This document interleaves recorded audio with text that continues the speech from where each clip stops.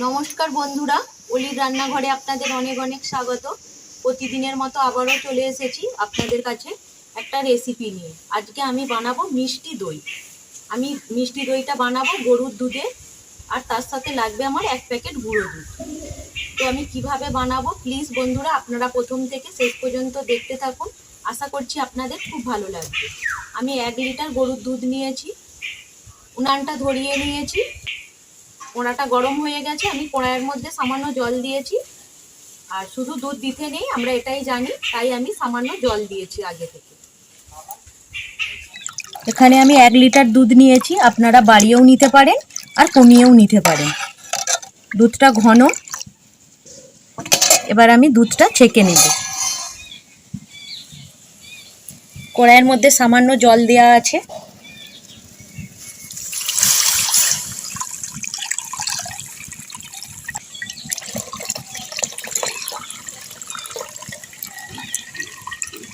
দুধটা ছেঁকে নিয়েছি, এবার আমি দুধটা জাল করে নেব।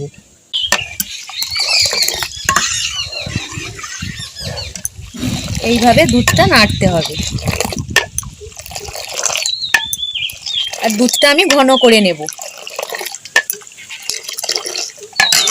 আমি 1 প্যাকেট গুঁড়ো দুধ নিয়েছি, 10 টাকার প্যাকেটের গুঁড়ো দুধটা এবার আমি ঢেলে নেব বাটিতে। গুঁড়ো দুধটা দিচ্ছি একটাই কারণ, দইটা খেতে খুবই ভালো লাগবে। এবার আমি গুঁড়ো দুধের প্যাকেটটা কেটে নেব। প্যাকেটটা কেটে নিয়েছি। মিষ্টি দইটা বানানোর জন্য যে দম্বুল লাগবে আমার, সেটা আমি নিয়েছি টক দই। এই যে আমি টক দই নিয়েছি, দইটা বানানোর জন্য টক দই লাগবে। আর নিয়েছি এখানে 3টে এলাচ মুখ ফাটিয়ে নিয়েছি, গুঁড়ো দুধ, টক দই আর এলাচ। আর নিয়েছি চিনি, এখানে আমি হাফ বাটি চিনি নিয়েছি। দুধটা আমি ফুটিয়ে ঘন করে নেব, আর এইভাবে অনবরত নাড়তে থাকবো। দুধটাকে অনবরত এইভাবে ওপরে তুলতে হবে, আবার ফেলে দিতে হবে। এইভাবে দুধটাকে জাল করে নিতে হবে।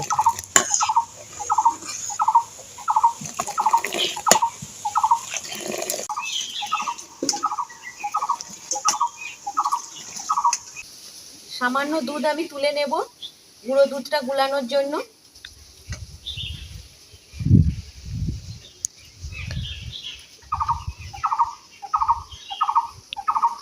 সামান্য দুধ আমি তুলে নিয়েছি, দুধটা একটু ঠান্ডা করে নেব, দিয়ে গুঁড়ো দুধটা দিয়ে আমি এটা গুলে নেব। আর গরম থাকতে থাকতে গুঁড়ো দুধ দিলে তাহলে আর গুঁড়ো দুধটা ভালো মতো গুলবে না। দুধটা ঠান্ডা হয়ে এসেছে, এবার আমি গুঁড়ো দুধটা দিয়ে দেব।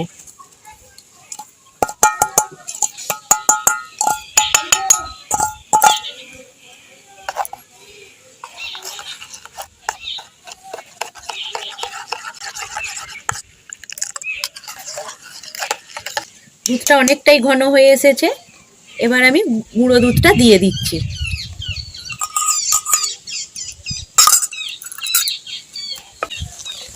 আরও কিছুটা আমি ঘন করে নেব।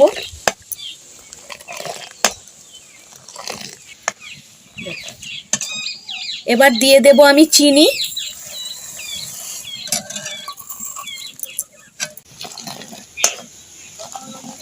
বন্ধুরা আর ঘন করব না, দুধটা হাফ করে নিয়েছি আমি, দেখতেই পাচ্ছেন অনেক ঘন হয়ে গেছে।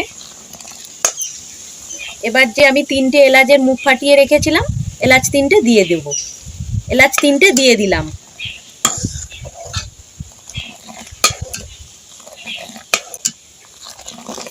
এবার নামিয়ে নেব।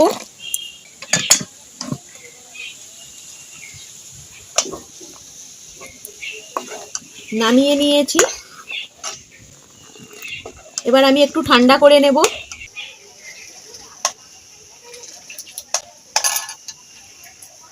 আমি এখানে কাঁচের বাটি নিয়েছি, আমি দইটা কাঁচের বাটিতে বানাবো। আপনারা কাঁচের বাটিতেও বানাতে পারেন, বা পাথরের বাটিতেও বানাতে পারেন, বা স্টিলের বাটিতেও বানাতে পারেন। আমি এখানে কাঁচের বাটিতে বানিয়ে আপনাদেরকে দেখাবো। আমি 2 চামচ টক দই নিয়ে নেব।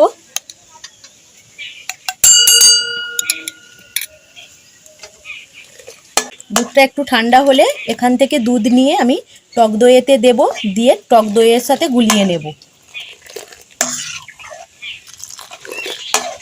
দুধটা অনেকটাই ঠান্ডা হয়ে এসেছে। আমি এবার সামান্য দুধ নিয়ে এই দইয়ের মধ্যে দিয়ে দেব। এবার টক দইয়ের সাথে দুধটা আমি ভালো মতো মিশিয়ে নেব।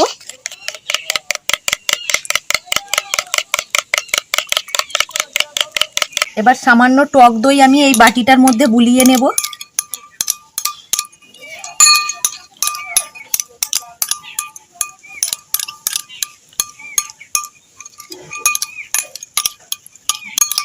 বুলিয়ে নিয়েছি, এই বাটিটার মধ্যেও বুলিয়ে নেব।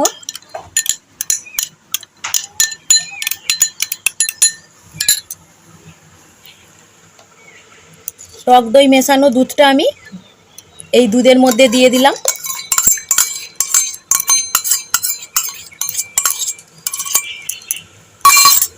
আমি এখানে সাদা দই বানাচ্ছি, আপনারা চাইলে লাল দইও বানাতে পারেন। চিনির ক্যারামেল বানিয়ে নেবেন আর বানিয়ে নিয়ে এই দুধের মধ্যে দিয়ে দেবেন, তাহলেই দইটা লাল হয়ে যাবে। যাতে আঙুলটা তাপ সহ্য করতে পারে, ঠিক সেই রকম বানিয়ে নিতে হবে।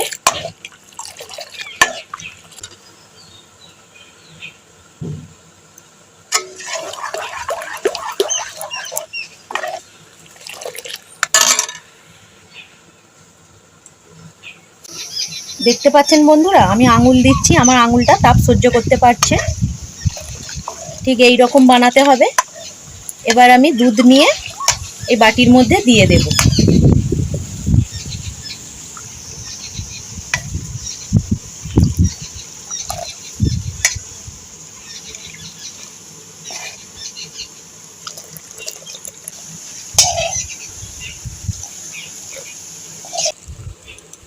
দুটোতেই কাগজ চাপা দিয়ে দিলাম।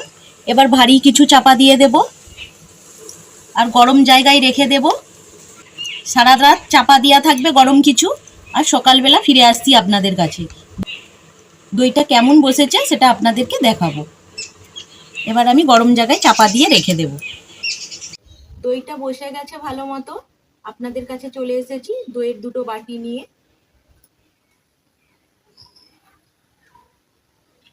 দেখুন বন্ধুরা, দইটা কতটা ভালো মতো বসেছে, খুব সুন্দর দই বসেছে। আর দইয়ের গন্ধে যত মাছি চলে আসছে, কতটা লোভনীয় হয়েছে আর দেখতেও খুব সুন্দর হয়েছে। দইয়ের ওপরটা দেখুন বন্ধুরা, সেই দুধের ফেনাগুলো কেমন হয়েছে, জালি জালি হয়ে আছে, আর দেখতেও খুব সুন্দর লেগেছে। আর এই বাটিটারও দেখুন খুব সুন্দর হয়েছে দইটা। এবার আমি আপনাদেরকে কেটে দেখাবো, আপনারা এইভাবে বাড়িতে বানাবেন, দই খুব ভালো হবে, একদম পারফেক্ট হবে।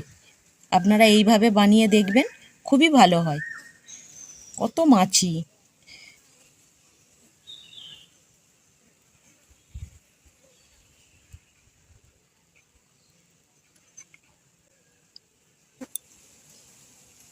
দেখতে পাচ্ছেন বন্ধুরা কতটা ভালো হয়েছে দইটা।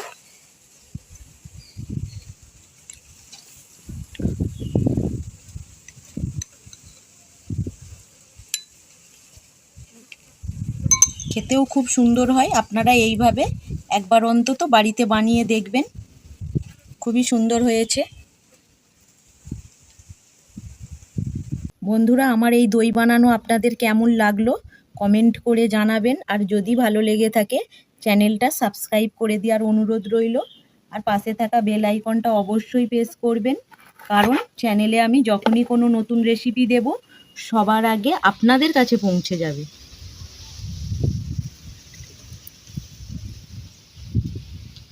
দেখতে পাচ্ছেন বন্ধুরা, একদম দোকানের মতো।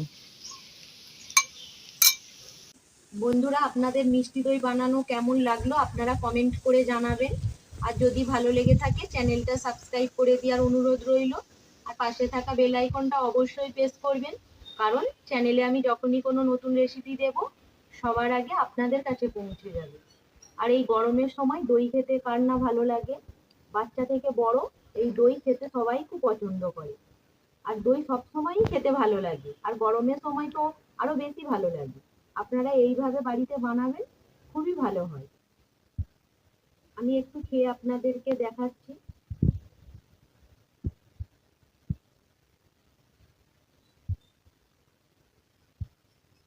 খুব সুন্দর হয়েছে বন্ধুরা, একদম দোকানের মতো।